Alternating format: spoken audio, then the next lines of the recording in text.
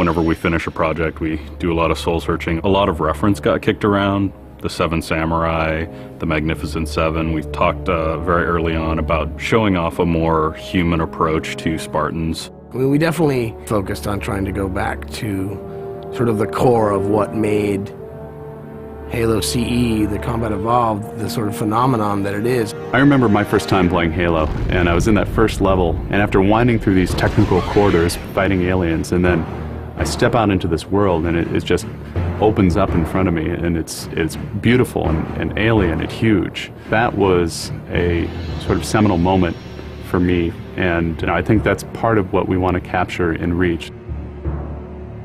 Something that was core to the game at the beginning was that sense of wonder and exploration. We started with a series of events. We basically set out like, okay, from this date on Reach to this date, we built a military campaign. We all had a desire to really flesh out the backstory of what happened prior to Master Chief and Cortana even entering the picture. We knew there were other Spartans, and it just seemed like such a rich area to tell a character-driven story with new characters.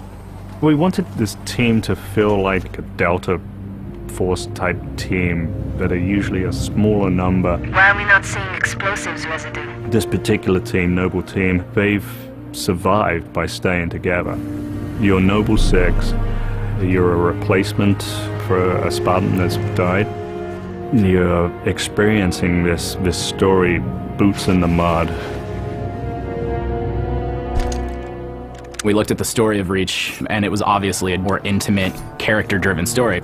We really needed the attention to real-world detail, trying to make these characters' faces really feel like believable. We started everything over from scratch, came up with a whole new rig for how we animate faces and also how we approach like texturing them, modeling them, everything, and just put a lot more time.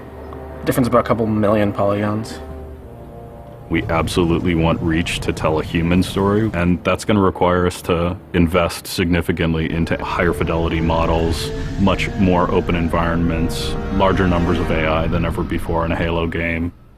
To pull off the vision for what we had for this game, we ended up gutting almost every part of the engine, retooling things to make it run faster, to make it run better, it looked better. We had to throw out all of our technical systems. We had to then throw out the content that went with it because that content didn't represent the new bar we were going for. Copy that, on our way. Don't need command to tell me. Been all hers half my life. Let's shoot it.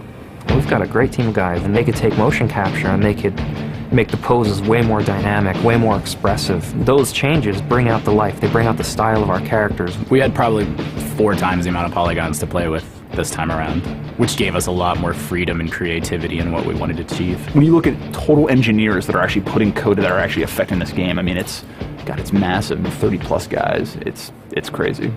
When you shoot a rock face, you'll see sparks, rock chips, dust. In Halo 3, we had a maximum of 100 colliding particles. In Halo Reach, we have thousands. We've got much more customizable Spartans than we've ever had in the past. The number of polygons we can draw at one time has skyrocketed. It's changed the way we build things up close as well as out far. This is where Noble Team arrives, and then you're going to work your way down, all the way down these terraces. Big open environments, epic skyboxes. These are things that are quintessential to Halo. Like, we're building a planet that exists 500 years from now. We want to build spaces that you want to explore. We want to put twice as many characters, vehicles, and weapons into that environment. That's going to require massive improvements to the way we handle our artificial intelligence in the game. We now can put so many AI in an encounter that you can put 4 Spartans, the player, 8 Marines against 30-ish Covenant, and that's an actual serious challenge. Bringing the elites back was something that was really a true joy for us because they're such an awesome character to fight. What if the Spartans and the soldiers don't actually understand what the aliens are saying? What's that going to feel like? What if we can get back to having the aliens feel really alien and threatening? these people and this planet and this story deserve something new and different. Just a different underlying sense of tragedy, heroism. We're rebuilding everything from the ground up.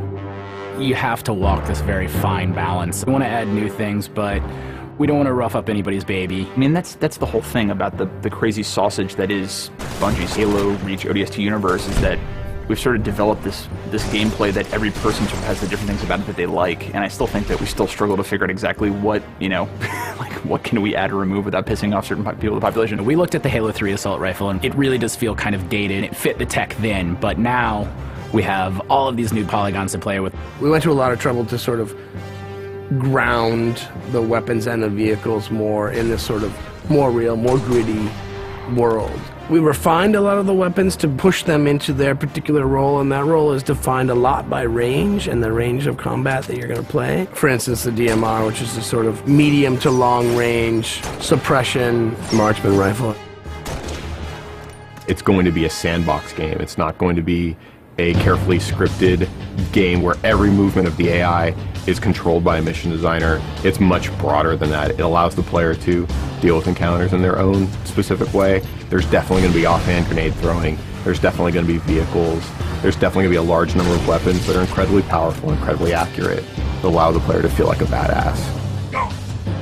Now, if you melee him in the back of the head like you really mean it, you're holding down on the button, and you will launch into this more elaborate animation sequence. It's going to be a very different campaign experience for people overall. We're doing stuff in the campaign that people absolutely won't expect from a Halo game.